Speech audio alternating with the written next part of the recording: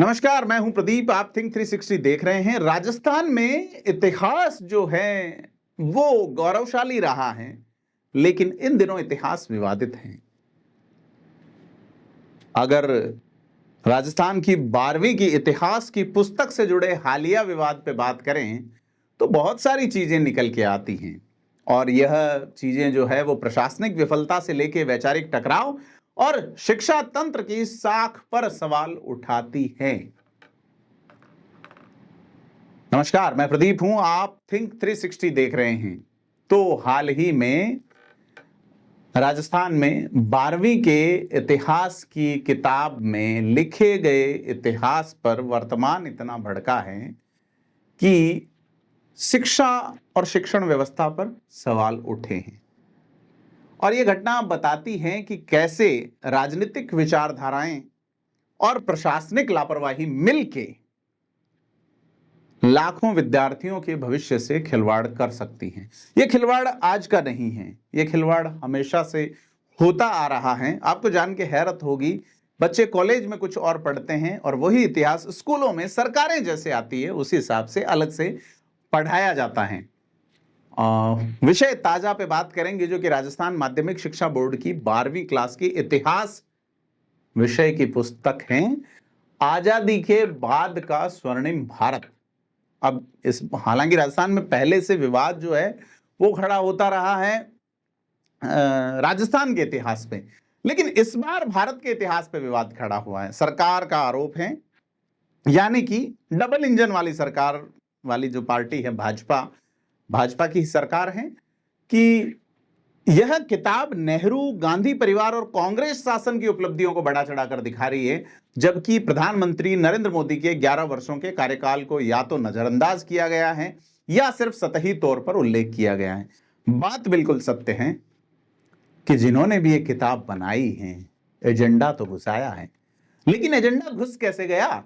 Double engine वाला जो मामला है उसमें कहां जो है वो कपलिंग हो गई, कहां जो है वो इमरजेंसी वाली चेन खींचकर कोई उस डब्बे में बैठ गया कि किताब का कवर पेज जो है उसमें राजीव गांधी, इंदिरा गांधी तो है, लेकिन नरेंद्र मोदी बिल्कुल नजर नहीं आते।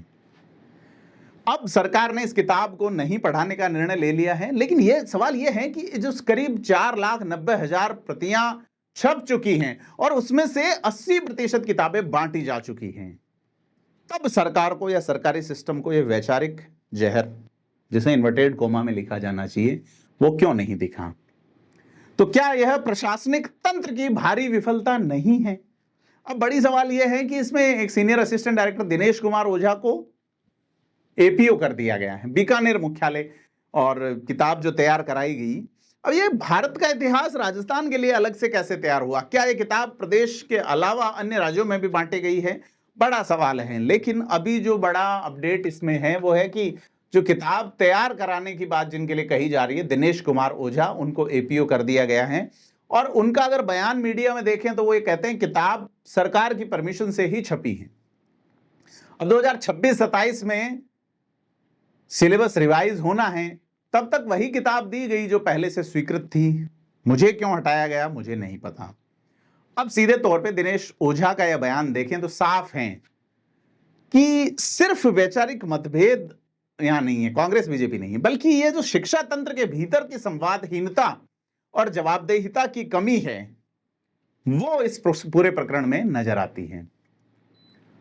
और सीधे तौर पे मदन दिलावर, जो कि फ्रंट फुट पे बैटिंग के लिए पहचाने जाते हैं अपने बयानों से, उनका बयान माने रखता है निश्चित तौर पे, और वो तल्ख बयान देते ही हैं, सदन में हो चाहे सदन से बाहर हो। मदन दिलावर अपने अंदाज को लेकर हमेशा से एक पक्ष के रहे हैं और सख्त टिप्पणी करते हुए वो कहते भी हैं जहर थोड़े ही खिलाएंगे, पैसे बेकार जाएंगे तो जाने दीजिए। लेकिन बड़ी चीज ये है कि सवाल ये उठता है कि जब शिक्षा जैसे संवेदनशील क्षेत्र में ऐसे गैर जिम्मेदाराना हालात होते हैं कि करोड़ों रुपए की बर्बादी, और उसमें अफसरों को पता नहीं कि बच्चों को क्या पढ़ाना है, जो शिक्षा नीति तय करने वाले लोग हैं, ऊपर के लोगों ने वो किताब देखी नहीं। ऐसे में यह जो लड़ाई है कितनी जायज ठहराई जाएगी। दूसरी ओर कांग्रेस, जिनका आप अंदाजा लगा ही सकते हैं कि क्या बयान हो सकता है, वो उसके जो अध्यक्ष हैं गोविंद सिंह डोटासरा, वो कहते हैं साहब शिक्षा व्यवस्था पर वैचारिक प्रहार हैं।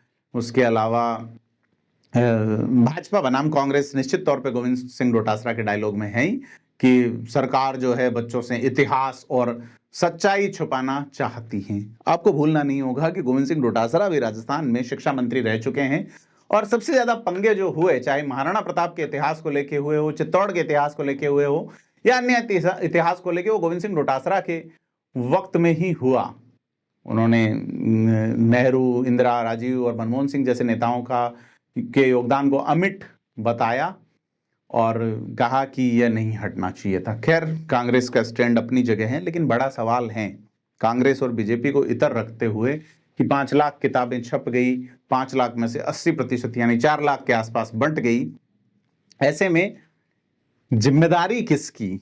अब ओझा जी को ध्यान नहीं है कि उन्हें क्यों हटाया गया, लेकिन बड़ा सवाल यह है कि स्वीकृत किताब को समय रहते रिव्यू नहीं करना, कि किताबें छप रही है, आप कंटेंट नहीं देख रहे हैं और वितरण जब 80% से अधिक हो चुका है उसके बाद आप रोक लगा रहे हैं, तो यह बिंदु जो है वो निश्चित तौर पे प्रशासन की जो स्थिति है उसको बयान करता है। न केवल यह फाइनेंशियल लॉस है बल्कि नीति निर्धारण में सरकारी असमर्थता की सीधी पहचान है।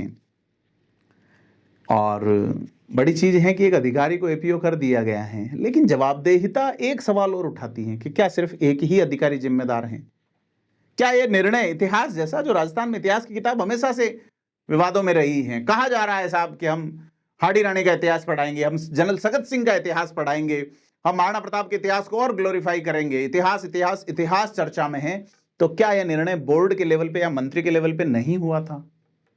अब असली सवाल यहां मैं आप पे छोड़ता हूं कि क्या इतिहास की किताबें अब सिर्फ राजनीतिक संतुलन साधने का माध्यम है? क्या सरकार में नीति तय कर रहे लोग किताबों में क्या छप रहा है उसे देखने के लिए उत्तरदायी नहीं है? क्या शिक्षा का उद्देश्य अब ज्ञान नहीं बल्कि विचारधारा थोपना बन गया है? हमें तय करना होगा कि हमारी भविष्य की पीढ़ियां इतिहास को सच्चाई के आईने में देखें या सरकारी तंत्र के लेंस से। आप हमें कमेंट करके बताएं, वीडियो को लाइक शेयर करें, चैनल को सब्सक्राइब जरूर करें। धन्यवाद।